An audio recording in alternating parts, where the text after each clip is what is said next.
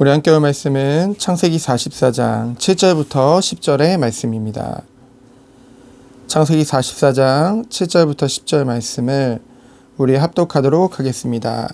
그들이 그에게 대답하되 내 주여 어찌 이렇게 말씀하시나이까. 당신의 종들이 이런 일은 결단코 아니하리이다. 우리 자루에 있던 돈도 우리가 가나안 땅에서부터 당신에게로 가져왔거늘 우리가 어찌 당신의 주인의 집에서 은금을 도둑질하리이까.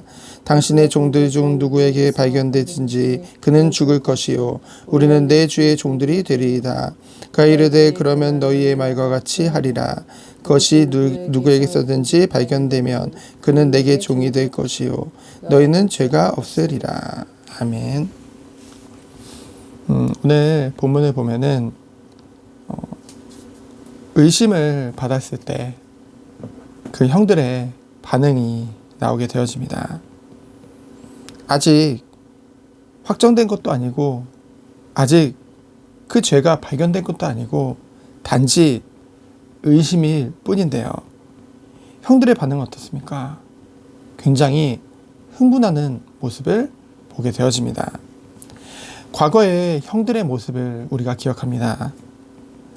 사실은 떳떳할 수 없는 그런 사람들의 모습이었죠.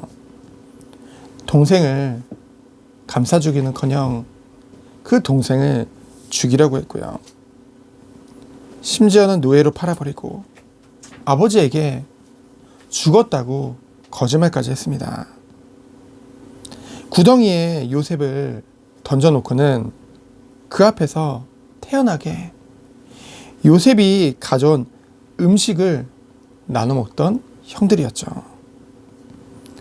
그러한 형들이 우리가 42장부터 쭉 봤을 때 세월이 흐르고 많이 변한 것을 확인하게 되어집니다.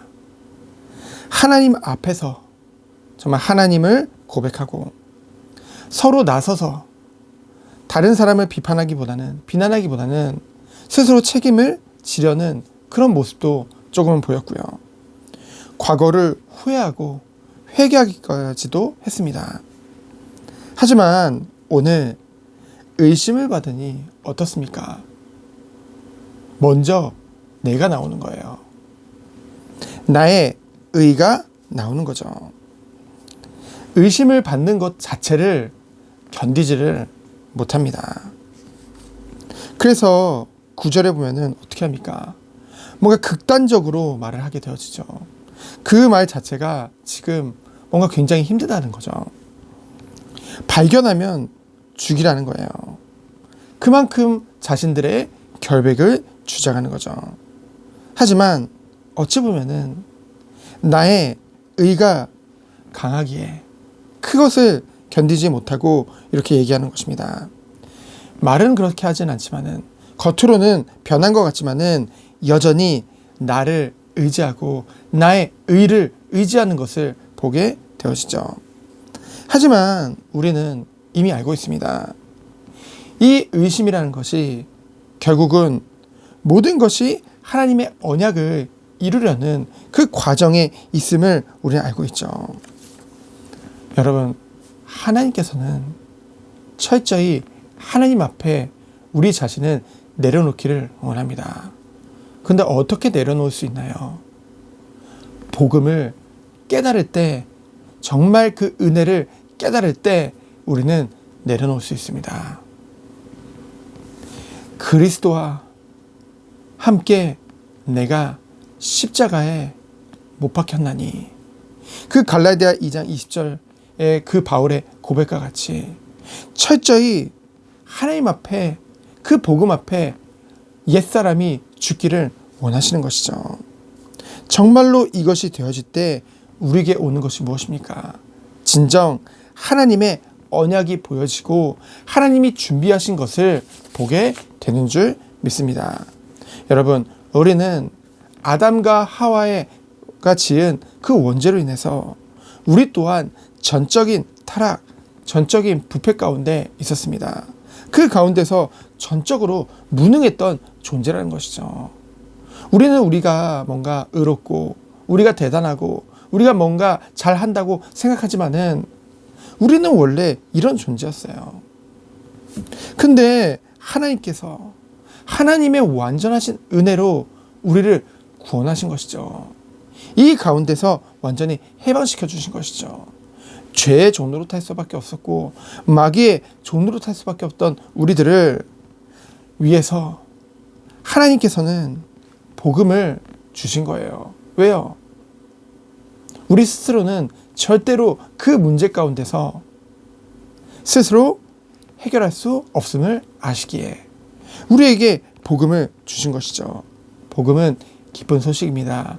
왜 기쁜 소식입니까? 하나님의 독생자 예수 그리스도께서 이 땅에 우리를 위해서 인간으로 오셔서 나를 위해 십자가에서 죽으심으로 우리 죄를 완전히 깨끗게 하시고 부활하심으로 사망 권세 이기시고 하나님 만나는 길을 열어주신 것이죠. 그 예수 그리스도를 믿을 때 구원을 받는데 그 믿음마저도 우리에게 은혜의 선물로 주신 것입니다. 그래서 우리가 어떻게 의롭게 됐나요? 내가 잘해서 내가 뭔가 대단해서 의롭게 됐나요? 아니요. 그 완전하신 죄 없으신 그 그리스도와 연합됨으로 말미암아 우리가 의롭게 된 줄 믿습니다. 나의 의가 아니에요. 나의 공로가 아닙니다. 완전한 하나님의 은혜인 줄 믿습니다. 그래서 우리가 누릴 축복은 무엇인가요? 하나님 앞에 서는 거예요. 하나님 앞에 선다는 것이 뭡니까? 바로 말씀이 곧 하나님이죠. 말씀 앞에 서는 거예요. 말씀 앞에 설 때 우리는 깨닫게 되는 것이 있습니다. 아, 나는 여전히 너무나 연약한 존재구나. 나는 정말로 여전히 자꾸만 넘어지고 자꾸만 죄를 더 좋아할 때도 많은 그 육신을 따라가는 그런 연약한 존재구나. 내게 의로운 것이 없구나. 말씀 앞에 설 때 우린 그것을 발견하게 되죠. 반대로 말씀 앞에 설 때 또한 발견되는 것이 무엇입니까? 이러한 연약한 나임에도 불구하고 의로운 거 하나 없는 나임에도 불구하고 이런 나를 창세전부터 택하시고 영원전부터 나를 사랑하시고 죄인 되었던 나를 하나님은 사랑하셨구나. 그래서 십자가에서 모든 것을 이루시고 지금까지 나를 인도하셨구나. 그것을 말씀 앞에 설 때 우린 또한 발견되어지게 되어지죠. 그래서 오늘 본문 말씀을 통해서 정말로 하나님이 우리에게 원하시는 것이 무엇이겠습니까? 하나님은 9절에 그 형의 고백과 같이 죽이라는 것이 목적이 아닙니다. 결국은 이러한 모든 과정들을 통해서 하나님이 우리를 인도하시고 철저하게 우리를 세우려는 그런 계획인 줄 믿습니다. 그 확신을 가질 때 우리는 어떤 축복을 누릴 수 있는 거나요? 오늘 우리에게 주어진 모든 것들 가운데 오로지 하나님만 바라보며 하나님이 이 모든 것을 이루심에 대한 확신이 있기 때문에 낙심할 이유가 없죠. 넘어질 이유가 없는 것입니다.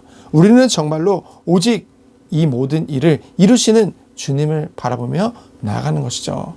오늘 하루도 이 축복이 우리 모든 성도님들에게 있기를 예수 그리스도 이름으로 축원드립니다. 시간 기도합니다. 하나님 감사합니다. 그리스도의 은혜 안에서 오직 하나님만 바라보며 주님만을 의지하며 하나님이 원하시는 그 길을 가는 우리 모든 성도님들 되도록 주께서 축복하여 주옵소서. 살아계신 예수 그리스도 이름으로 기도합니다. 아멘. 하나님 감사합니다. 오늘 참된 기도와 참된 말씀을 할 수 있도록 주옵소서.